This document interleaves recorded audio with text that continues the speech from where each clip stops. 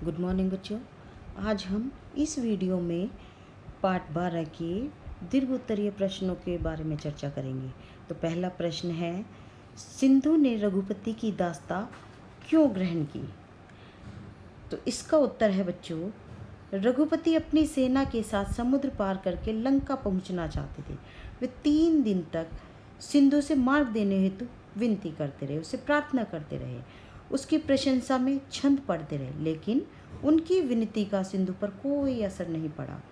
जब अपने पुरुष का प्रयोग कर रघुपति ने सिंधु का पानी सुखाने हेतु तीर धनुष पर चढ़ाया, तब सिंधु को वास्तविकता का ज्ञान हुआ कि जिसे वह साधारण मनुष्य समझकर उसकी विनती पर कोई प्रतिक्रिया नहीं दिखा रहा था, वह वास्तव में बलशाली है और उसके समस्त जल को सुखाने की सामर्थ्य रखता है।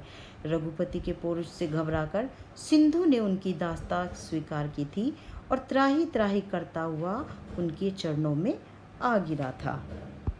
दूसरा प्रश्न है, क्षमा शोभती उसी भुजंग को जिसके पास गरल हो। इस पंक्ति की सप्रसंग व्याख्या कीजिए। अर्थात इस पंक्ति का अर्थ है, क्षमा शोभती उस भुजंग को जिसके पास गरल हो। केवल विष वाले सर्प द्वारा किसी को न डसने की बात महत्वपूर्ण हो सकती है।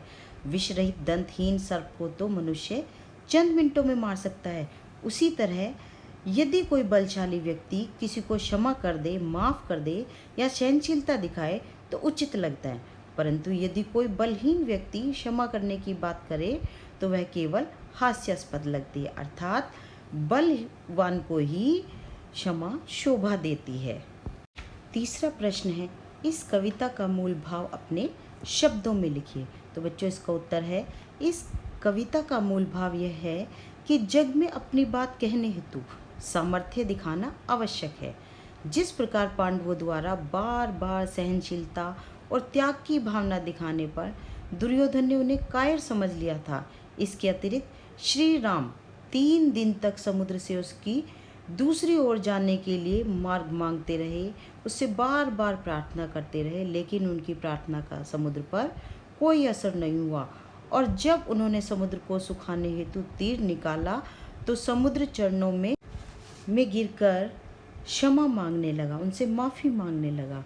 अर्थात कवि के कहने का भाव इतना ही है कि दुनिया बलशाली के समक्ष झुकती है, बलहीन के नहीं।